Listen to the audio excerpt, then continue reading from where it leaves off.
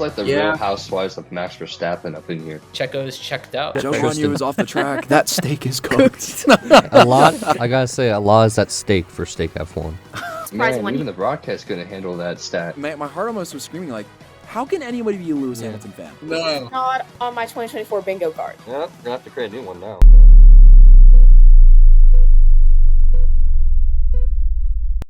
Hey guys, and welcome back to Lights Out Latest. My name is Marina, and I'm here with Steven and Tristan. Unfortunately, our resident Ferrari fanatic couldn't be here with us this weekend. He is working, but I've worn the Ferrari to represent him and Charles Leclerc, who took this beautiful victory in Monaco. Man, absolutely glorious.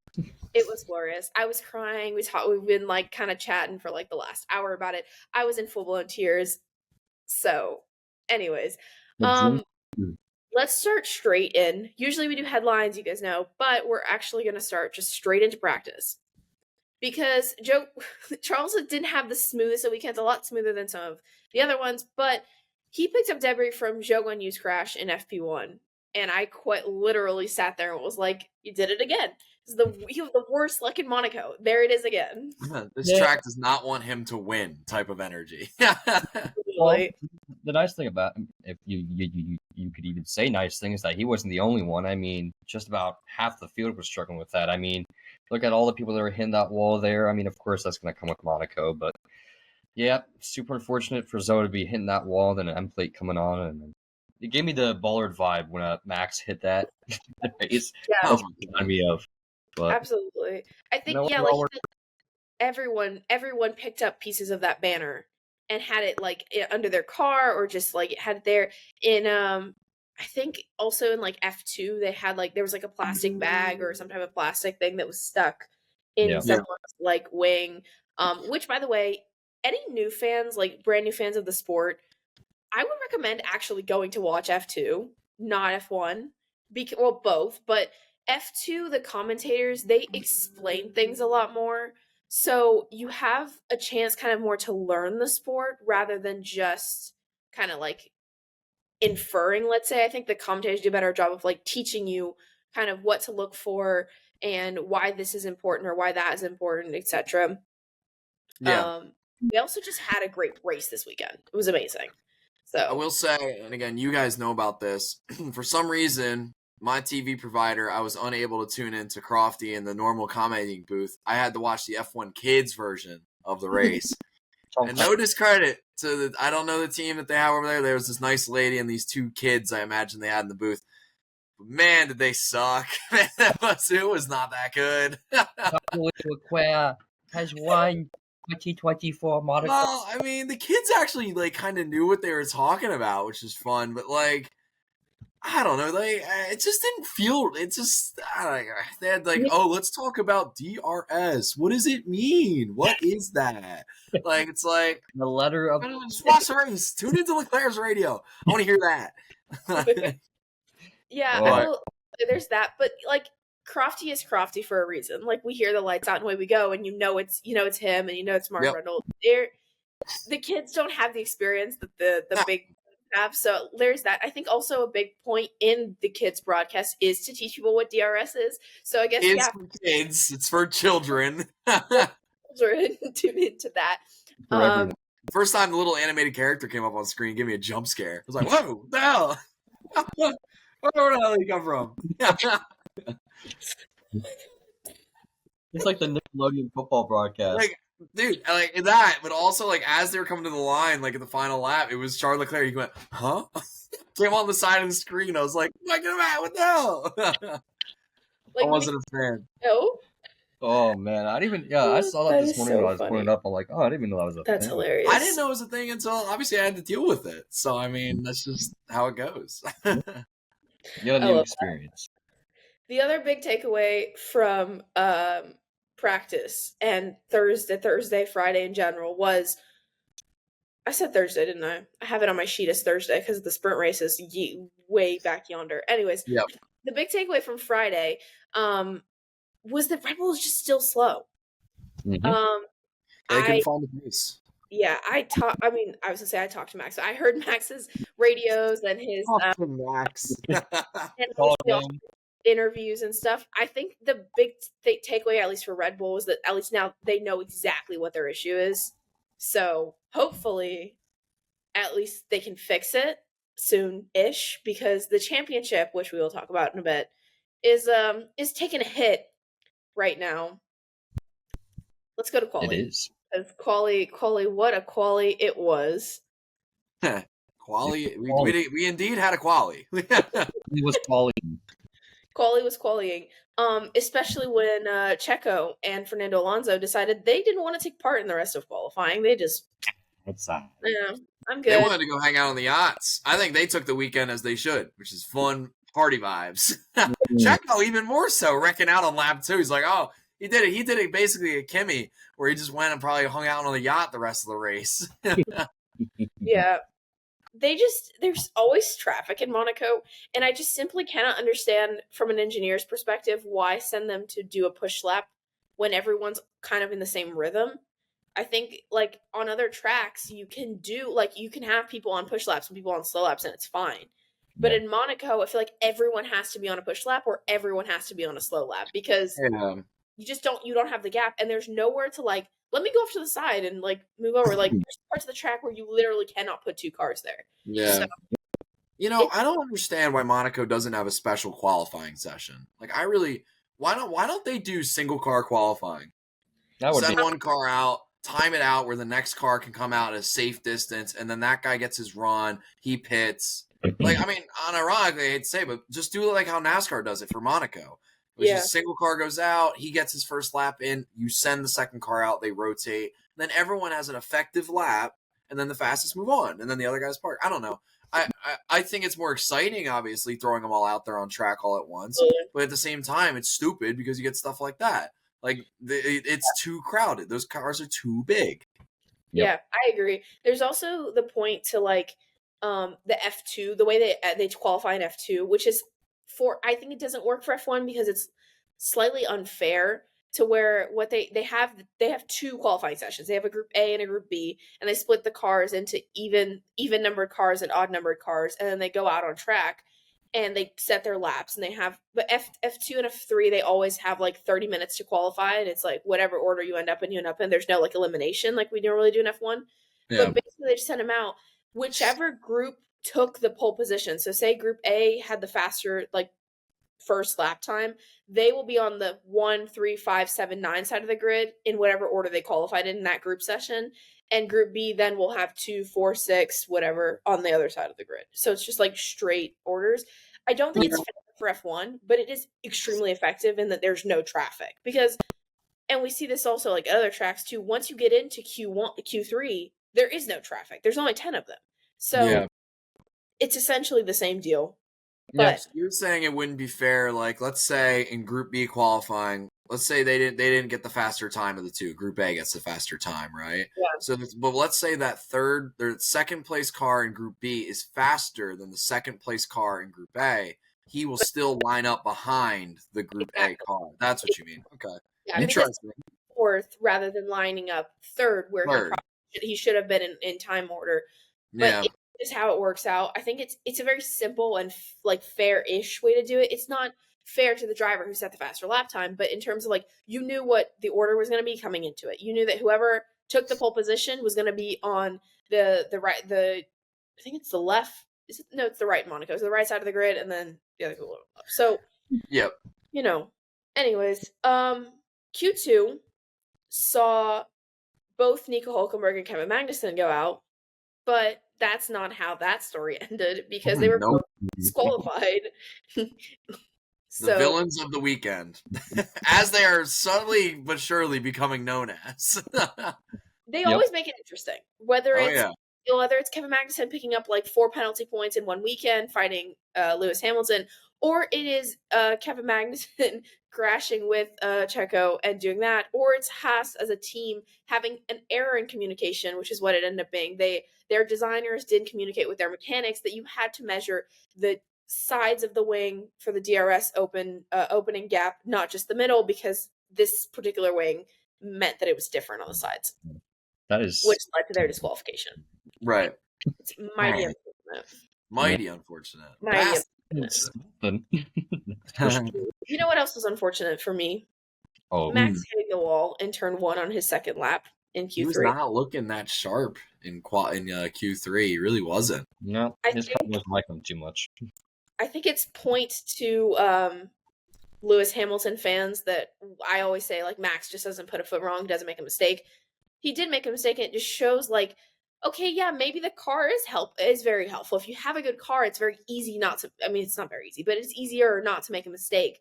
Whereas when you have a car that's on the knife edge, like he described it, it's, especially in Monaco, it's so easy to just clip it just barely. When you watch his onboard, it was like literally just like a tap.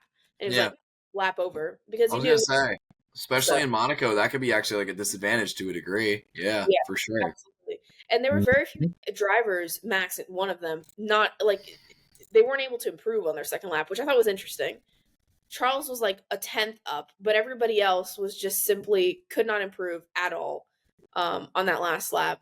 So, homeboy takes pole.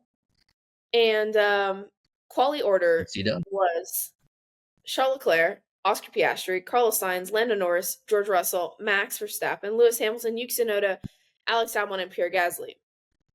I say that because that was exactly the top 10 finishing order. Yeah, that's literally the order they finished. It is the order for qualifying and the order for the finish. Yeah. It sucks too because we're gonna get into it, but like the last couple of laps, and I was saying this as we were talking throughout the race, like, oh, Oscar's within biting distance of Leclerc, and then 5 laps to go, he was 7 seconds back, holding up everybody. Yep. Yeah. Like he's holding up Sainz, he was holding up Lando, and it's like Sainz. I wish they had just stuck to his onboard. Because you could see that he couldn't get past him. There was nowhere to pass. And I love Monaco. And I hate that this podcast is going to delve into me being like, I freaking love this track, but it was so annoying. It is. It is very annoying. Yeah. It's funny though. beautiful, but it's not one where you can overtake. It makes the race so frustrating. No, so, the winner. It happens on Saturday. That's when we know who's going to win the race. Well, I mean, more often. But more not every often time. than not every time. Here with Ferrari, not last year. Slim, but never zero. Yeah. Yeah. There's like I don't know if it was last year, or the year before, where like Ferrari messed up the strategy, and then it's just over. You know, like it's the strategy is so important. But the big thing with this race was there literally was no strategy because of the turn 1, or I guess it was turn 2 red flag. So much chaos. Firstly, Carlos and Oscar. Just that little tap with Carlos Sainz getting the puncture. That man used one of his racing 9 lives, as the commentator said it, because he was virtually out of the race. He was basically done for it. And then his old pal Checo helped him out just a smidge. His old pal. When he and Magnussen collided and caused the red flag, and then he got to retake his 3rd place. What did you think of the collision between Checo and Magnussen? Which ultimately also took out Nico.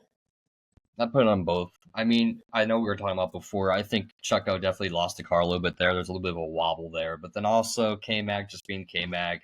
Of course, they even talk about on the broadcast, which I love. You always have to think Ayrton Senna and be like, oh, you're not a race car driver if you don't go for a gap, which is true. And again, this is one of those scenarios where, America's a different race. And it's like, well, you have to balance yourself. You have to, manage your tires. You can't just go for everything on lap 1. But, yeah, but also these guys again, it backs up to Monaco again. Like they're smart. That might have been the only opportunity to have gotten past Perez the entire race. You never know. Yep. Yeah. So maybe there's that involved. I mean, I don't know. Well, the thing is too, it's like. They were talking about it. This wasn't so much because K-Mac was trying to get past Sergio to pass Sergio. It was to get past his teammate. Nico. Yeah. But it's so tough. It's just one of those moments where you look at it, it's like, well, do I go for it and then risk never being able to do that again? Or do I be the nice guy? K-Mac, he's going to do that every time. Right. That's how it goes.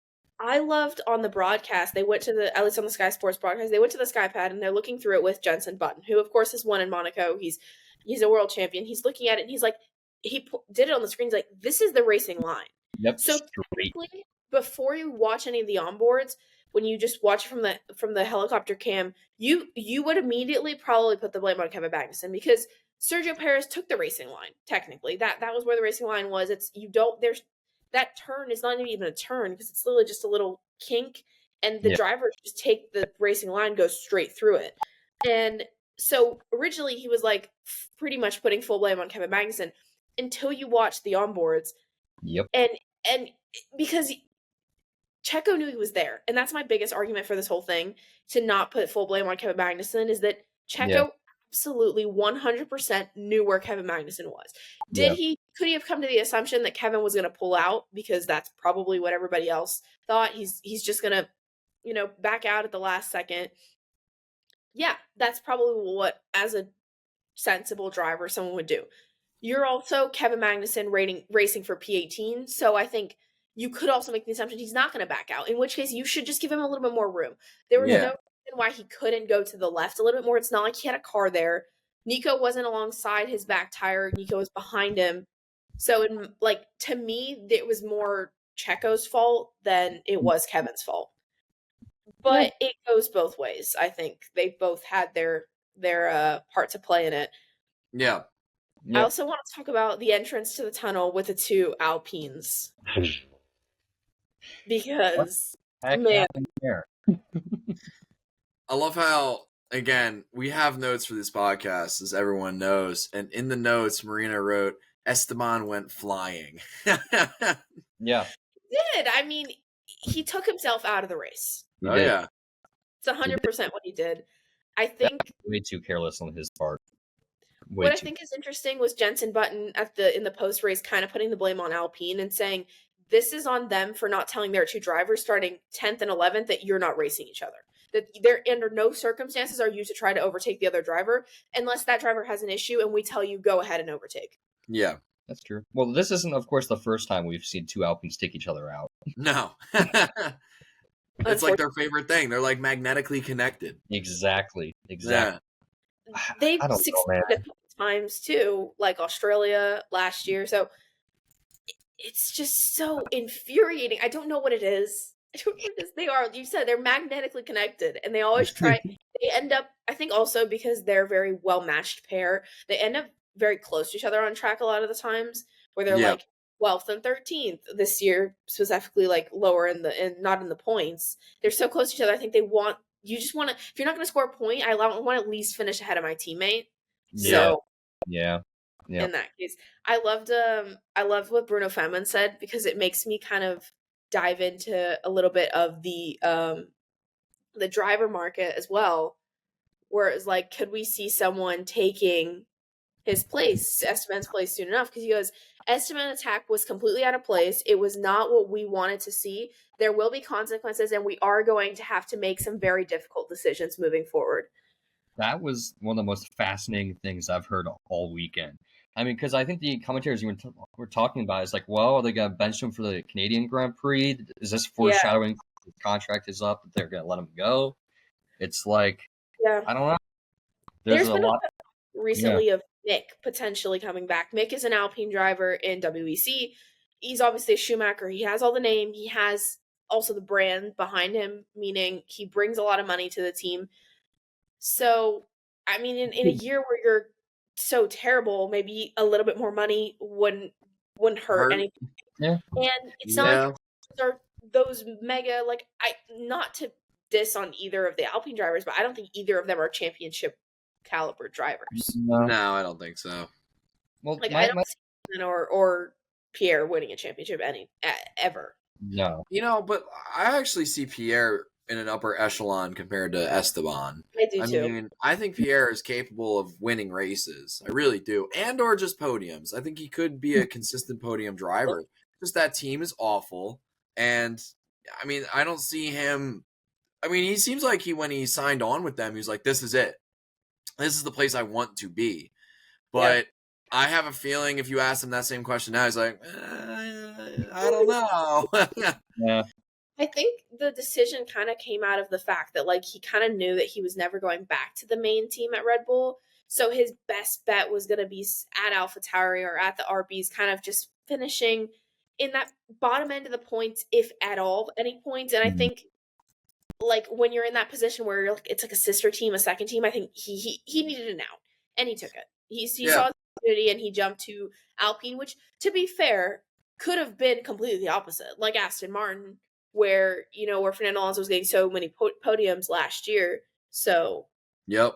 Well, the other thing too, I feel like it's partially just the dynamic of where Alpine's at right now, because I feel like even if you bring a guy in like Mick, what's to say that he's not gonna race? Because like right now where they're at, like you said, they're lower mid tier. It's like you're gonna be racing for points no matter what. Like you're gonna be racing to get a point, is what I mean. Yeah.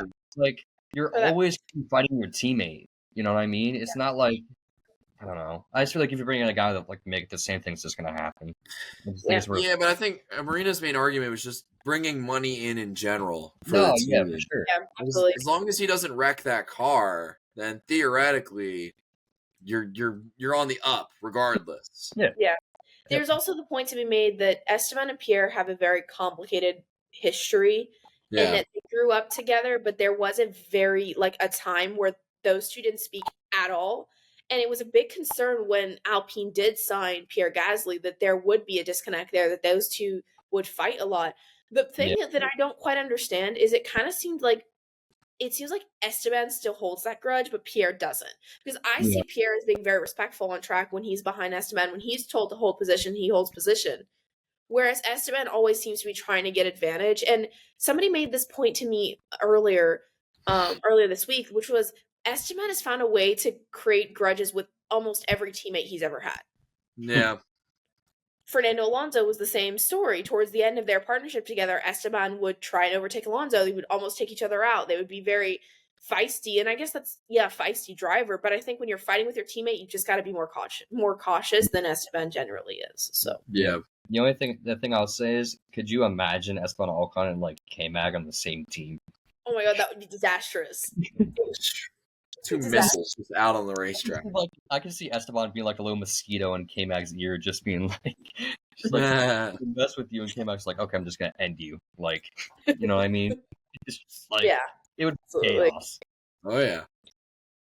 But with all those incidents, there was the red flag, and with the red flag, they like I said, Carlos got so lucky with the red flag where, because they had not crossed the second safety car line, the grid returned to its original order. So nobody gained, nobody lost. Now, as a Max Verstappen fan, as much as I like Carlos Sainz, I was quite pissed. I was like, he made up a position. He was in P5, which is not like, have let that play out. But no, everybody goes back to where they were. It was a standing start. But crucially, and this is what made the race so unbelievably, I don't want to say boring, because to me it was still very intense race, not only for the drivers, but like for the for the engineers, everybody trying to math it out and being like, so are we going to pit? Are we not going to pit? Are we going to pit? We're not going to pit. We're going to pit. We're not going to pit. The whole race long. Nobody knew whether or not these tires were going to make it 77 laps. They did, but they all changed tires. They took that set that they have to take, that second compound, with the top four going from medium to hards, and then crucially Russell, Verstappen, and Hamilton going from hards to mediums. Everybody behind just kind of a scatter of the same flip. Yep. And that was the end of the strategy. That was that was the race, folks. Except for you had like Lance Stroll and Lewis coming in for pit stops at the end of there. Lewis and Max pitted, but it shows what Monaco is. Track position is absolutely everything in Monaco. Because George Russell was on 70-something lap old mediums, and Max Verstappen was on pretty much fresh. I think he'd done only the first lap on those hard compound tires. He's coming out, he's taking a second and a half, 2 seconds, 3 seconds out per lap.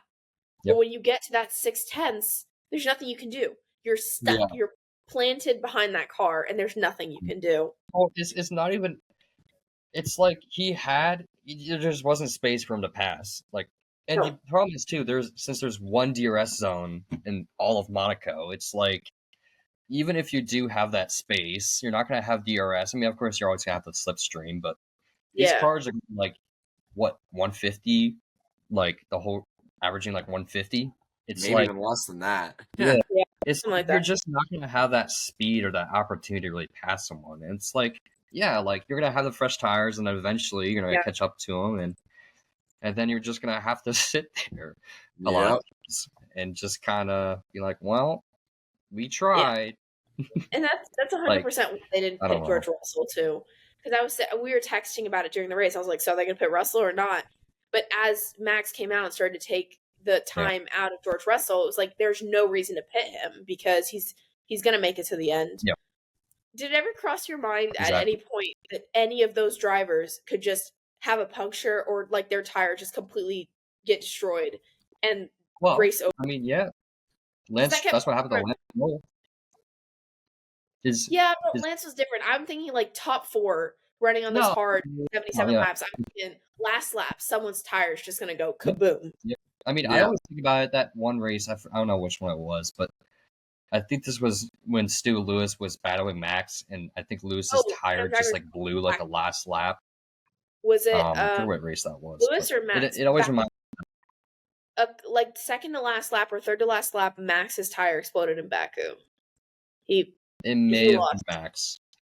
And then that same race, they restarted, and Lewis went straight on. Instead of taking the first turn, he went straight on. So they both ended up having points. Maybe. That makes me what you're talking about. No, yeah, it could have been. But yeah, I mean, I don't know about y'all, but like that was probably the most exciting part of the race. One of the most exciting part of the race when Lance lost his tire like that. Just imagine if his tire came off a few feet earlier, we would have had another red flag in that race. Maybe not a red flag, but another caution at least. Yeah, a VSC or a full safety car to get that, like someone get a marshal to just pull that tire, and not only the tire, but like if it was maybe 100 meters before, then you could also see if that tire comes off, you have that, the rim just like hitting the starting to scratch, you get debris on the track. So it could have been a very different race for a lot of people. Yeah, let's go for it. Well, I was just gonna say at the end there, and I'm sure you all saw Charles's tires at the end there. Those things were scorched.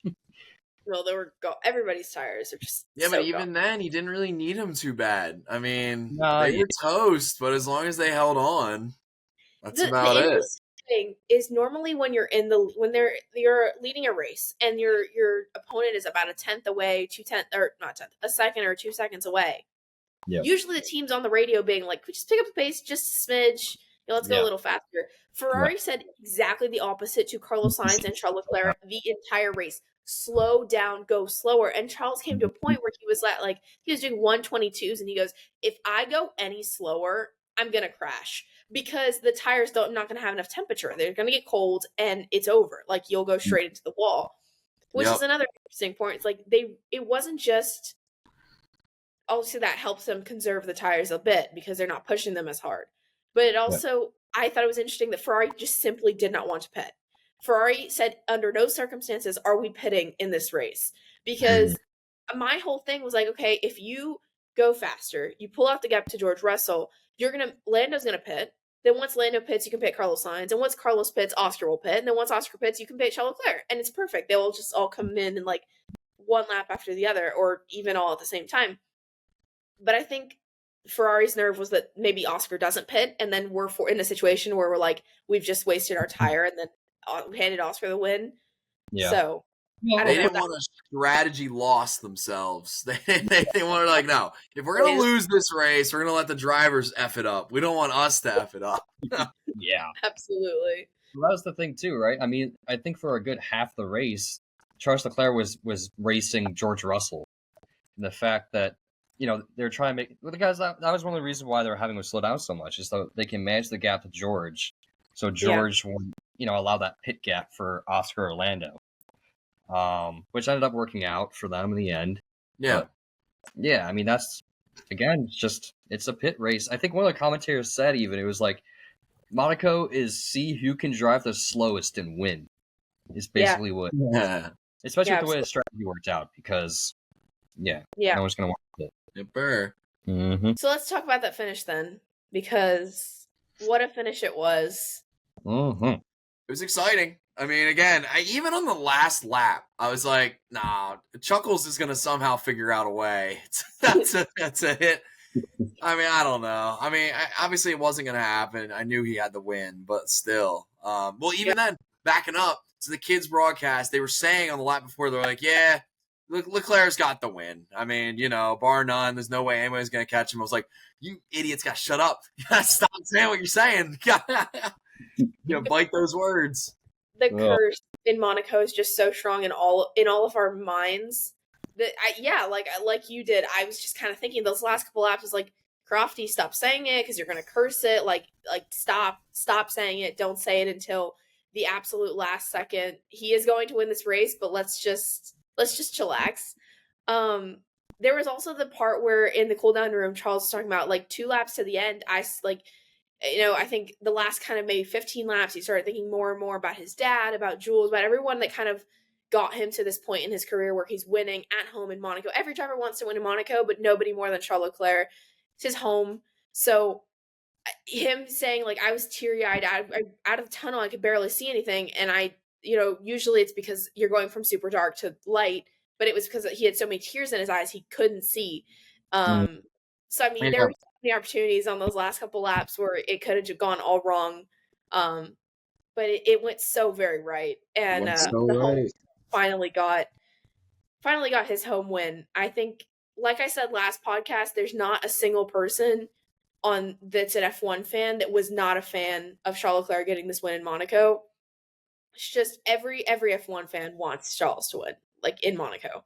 Like it's been destined for so long. His brother Arthur was there too, also talking about his dad and how much they wished he could be there. Of course, Charles lost his dad so young, so it was mega. It's cool. I like how the camera crew, they did a little pan around of like almost the whole track. They did some like what's it called? Like solo shots on. They took a picture of like track workers and stuff like that, and like everyone they panned to, like there was at least one person that was crying. Yeah, like it was a really important thing. And even like on the podium, I'm sure you guys saw like the Prince of Monaco. He was freaking stoked. Yeah, he was awesome. Every year they usher the royal family back to where the rest of the family was at, so they don't get sprayed with champagne. But Prince Albert, he wanted to be all up. He was all in. Yeah. He got a bottle of champagne himself. He was getting everybody. So it was emotional. I think the commentators also said like there wasn't a dry eye in the house for the podium. No. You see how much. I think the most important thing out of everything is you see how much it means to the driver and to the team. Yep. And to everyone, like people like Monegasque people all around the world. And then also like, I mean, I'm not even from Monaco and I was in full blown tears. So it's like, it's just so emotional. Oh yeah. The thing, of course, too, and not to take away anything from any other teams, but to do it in a Ferrari, it's like, that is awesome. Like, I think if you're a car guy, you love Ferrari, and to do it for like Enzo Ferrari, it's just that the history they have there to do one of the most historic racetracks ever. I think that's the matrimony deal. It's the same. It's not the same. I think if Ferrari can win any race every year, it should be Monza. But if they could win another race, it should be Monaco. Like it feels right. And I don't know. It's just you could see the crowd in general. I mean, it's probably gonna be the most impactful win of the year. And that goes inside with Lando winning his first race. That matters too. I think those are the two. It's crazy we checked both of those boxes this year. Lando got his first win and Charles won Monaco. Like that's pretty historic in a sense. And now again, backing up to probably what we're gonna finish talking with is this constructor and driver race is close. It's absolutely. I just saw a meme like right before we started the pod. There's actually something to talk about here. Like like it's no longer the Max Verstappen show for now, but like it's exciting things. Exciting things are happening. Absolutely. Yeah. I think to your point about like the earlier stuff, it's kind of like I think there's a bit of that sense that like Monaco is seen as this place with so much prestige. Mm-hmm. And Ferrari is viewed a bit in that same light, right? It's that prestigious. You're driving a Ferrari. It's a red Ferrari. Every driver. I mean, there's that famous saying: "Ask a child to color a car, and they'll color it red." Yep. So there's something about that prestige with Charles Leclerc and being Monegasque and having his roots there, and Ferrari and everything surrounding that Grand Prix. It's amazing. Moving to the championship side of things, I've been talking about this for 2 years, and nobody listened until this very second. Checo Not is even the going to broadcast. cost Red Bull. I did say it on the podcast many times. You go back.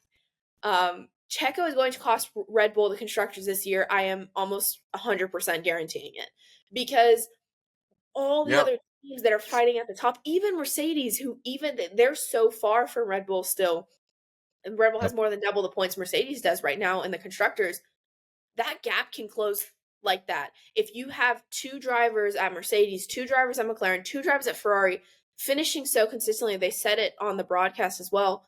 Charles has yet to finish below 4th this year. Carlos has yet to finish below 5th this year. Lando has been on, I think, for like 5 podiums. Oscar now on the podium. He had some bad luck, but he's on the podium as well. There's those drivers are so consistent, and Checo is just not. And in my opinion, that's what's going to cost Red Bull, because Max is there. Max, even on a bad weekend, is finishing 6th, whereas Checo on a bad weekend is DNFing, or like last year, DNFing twice. So, I think final nail in the coffin for that seat, he's not getting that seat. There's no freaking way. And I would personally send a letter to Red Bull HQ if they signed him for one more year. I'd be like, congrats on losing the constructors in 2025. Like, I mean, you're not getting it. It's not happening. You just made the biggest mistake you could ever do. And I don't.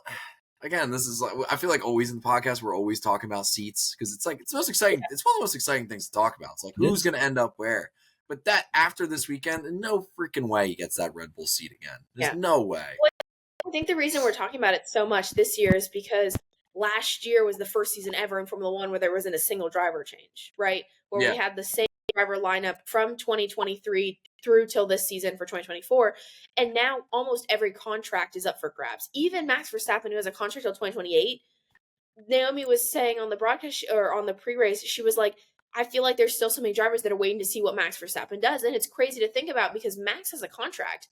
But if if McLaren take them the championship, Ferrari take them in the championship, there's always room somewhere, especially if you're a driver of caliber of Max Verstappen. So not to say that I think either Lando or Oscar could be leaving McLaren, but there's spaces on the grid that need to be filled, and Max could still fill other spots on the grid. I think he will stay at Red Bull, but it is so like enticing to see where everybody's going to line up.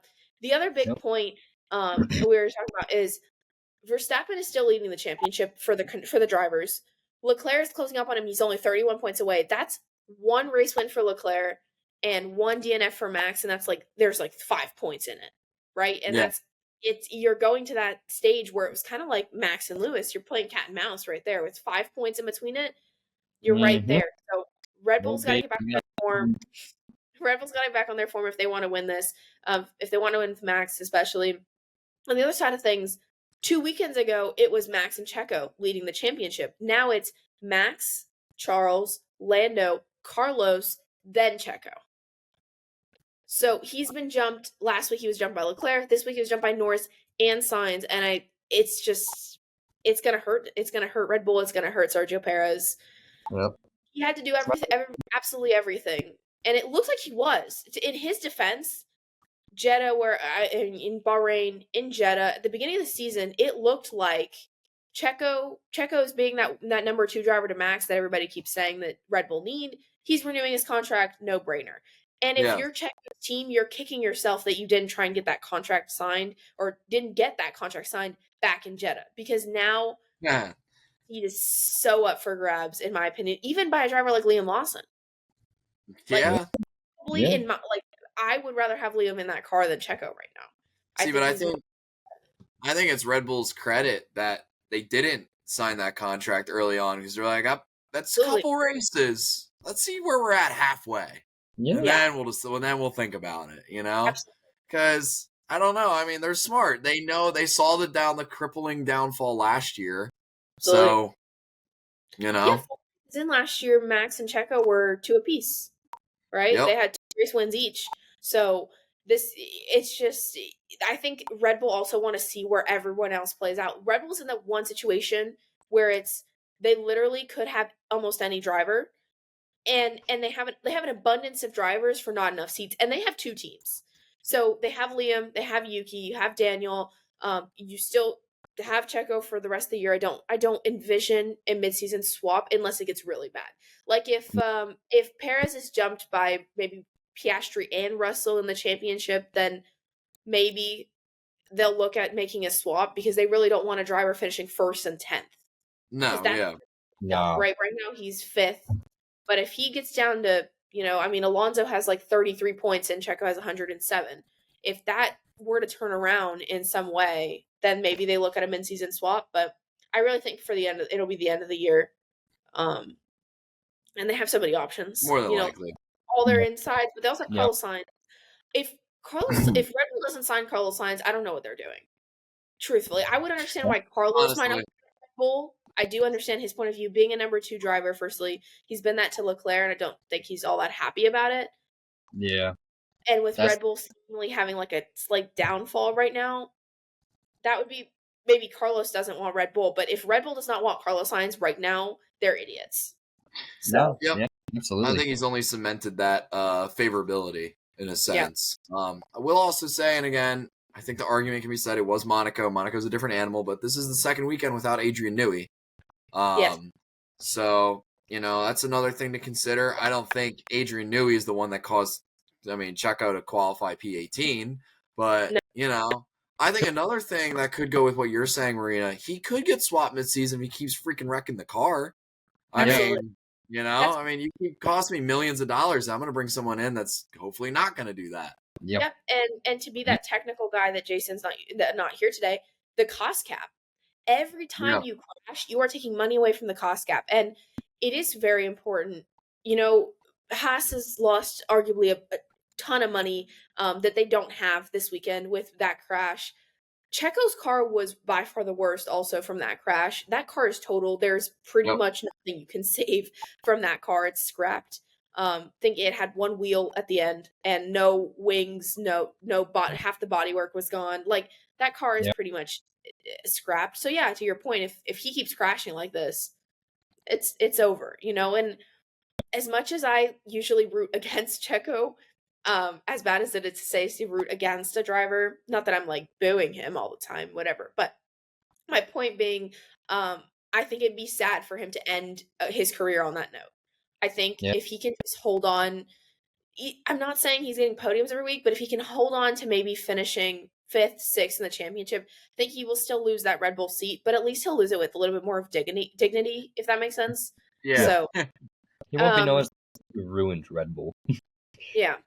The other driver that I'm usually not a fan of, Lewis Hamilton, I will give props to him. He was very close to Max at the end, and he did take the fastest lap. So, just one more point, but one more point. Yeah, I thought that helps. Yeah, him and Max were like battling back and forth for like fastest lap a lot of the day. I think, right? Yeah, I'm pretty sure. There's a few different drivers that had it. Valtteri had it. Valtteri had it. I think every time a driver pitted, and I don't think the top 3, like the top 4 or top 5, let's say, I don't think Russell ever had the fastest lap. I think those drivers, they had the fastest lap like the first couple laps, and then as soon as they were like tire management mode, they got away, off the start. It kept floating from the people that had just pitted. Like Lance Stroll had it, I think, at some point. Joe Winyu, Valtteri Bottas. Piastri had it at some point. Yeah. See, why doesn't and tell me if this is wrong, but if I'm Sauber, right, and I have Valtteri and Joe like at the second to last lap of the race, why not have them pit, put on the softs, whatever it is, and just go and blister us a lap to try and get fastest lap, and then you just get that point for getting the lap. But you're not. You can't get the fastest point. If you're not in the points, you can't get the fastest lap point. Well, that's why then. Okay. Interesting. That's what stops. I think that's a crucial rule that stops people from doing exactly that. Because at the end of the day, in a championship like Max and Lewis in 2021, that one fastest lap point could have been the big difference. But they're not going to risk it stop, even if they have a 20-second gap, because it's not worth it for 1 point, when you could ultimately lose a race win, which is a 7-point difference to P2. So I will also say huge shout out to Pierre Gasly, who got a point for Alpine. Alex Albon got a point for Williams. Yuki Tsunoda once again in the points. That man is, as much as I don't think I've ever these words have never come out of my mouth. He is in contention for that Red Bull seat, in my opinion. I've never said it before. Probably won't ever say it again. But I think he really is. I think that he's driving to the caliber that Red Bulls need as a second team. So, that's fair. I mean, he's been consistent. I think this is how many races in a row that he's been in the points? I think like three. I want to say 3 or 4. And that's great. And again, the season is still so young too. So like, I don't know. I need a little bit more convincing on that one. But I see exactly where you're coming from. Yeah. I think also, I don't know if I've mentioned this already, but for qualifying stats, Checo has been in Q3 6 times, and Yuki has also been in Q3 6 times in an RB versus a Red Bull. Yeah. So, that's impressive. I actually hadn't realized that. Yeah. So it's crazy, but we'll see how that all pans out. Fantasy wise, when I checked for our F1 fantasy for our group, I'm still winning F1 fantasy. However, I only scored 5 points this weekend. With the whole thing, it was 5 points from quali, 5. They haven't updated F1 fantasy for the race, but I got super killed with negative points from Haas having their disqualification. Got like negative 45 points all in all from the Haas disqualification. So yeah, I probably got hit by roughly the same thing. Yeah. So Jason I want to say at least. I haven't actually looked at it. Predictions for next race. Ooh. So we're going to Canada. Media. Okay. Well, my drastic predictions for this weekend did not pan out, but none of our predictions are correct in the slightest bit. No. In a good way. In a good way. Yeah, absolutely. Absolutely. That's possible. I don't know. I think Max is going to get back on his A game. I think he's going to take the win in Canada. Following him, I want to say Charles is maybe going to keep up some momentum. I'll say P2 to Charles. And then it's really hard to not have a McLaren on the podium, honestly, nowadays. I'm going to say Lando. So I'm going to have Max P1, Charles P2, Lando P3. That's going to be my podium there. I like that. I like it. Steven? I have. I was thinking about this. You said McLaren. I got Oscar winning this one. I got Oscar winning his first race. Second place, I think I'll go Max second. Mm-hmm. Third, I'll go Charles. Yep. I like it. Yep. So this might surprise you guys, but the more I listen to interviews of Max, the more I think that generally, like, this is a problem they've had for a while. Their car is very stiff. When they are at a track where there's more curbs, they can't ride the curbs, so they can't take that lap time. So I think he'll be third. I don't think he's gonna win. I don't think he's gonna be second. I think Max will be third. I think contrary to you guys, I think Charles will be fourth. So I think Carlos will be the P2. And I agree. I think Oscar can take a first win.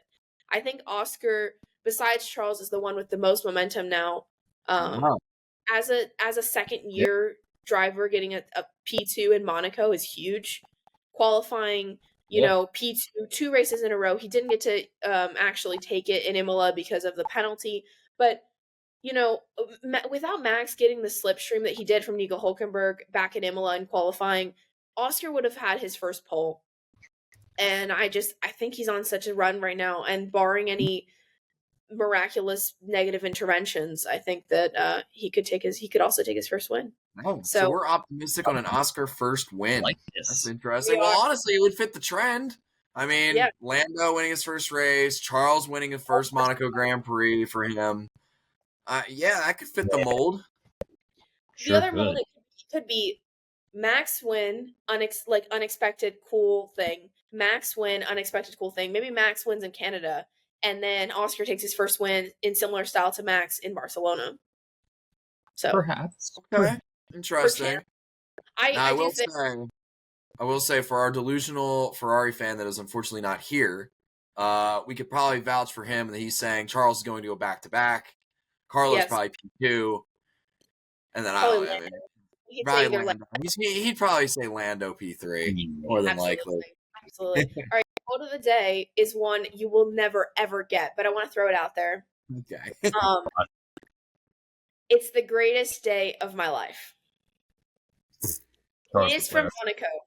So He think is back. from Monaco? They No, mentioned. It's from the Monaco Grand Prix. They And say it there's is, it is a Monaco. Yes, it's a Monaco GP winner. So Guess we'll never know. No. Can you No repeat guess. that real quick, Marina? What? Can you No repeat guess. the quote? What is it? It's the greatest day of my life. And what era are we talking here? We're talking. Let's say I'll tell you it's. Let's say the Fernando Alonso era, because he started racing back in the early 2000s, Yeah. and he's still racing now. That's okay. Oh God. I can give you one more hint without giving it away. Okay. This driver has some association to someone that was on the podium. Is it Jules? No. Ah, okay. Interesting. Um, On the No. podium. someone that's on the podium: Carlos Sainz, Oscar Piastri. I don't know. Charles. It has to be somebody that's related to Charles, right? No. Until you guys, I'm a closed. Throw away the key. It's a driver. Yes. Okay, it's a driver. Monaco GP winner. The winner? Are we gonna look dumb here for not knowing this? Lewis So, Hamilton? I don't think so. No.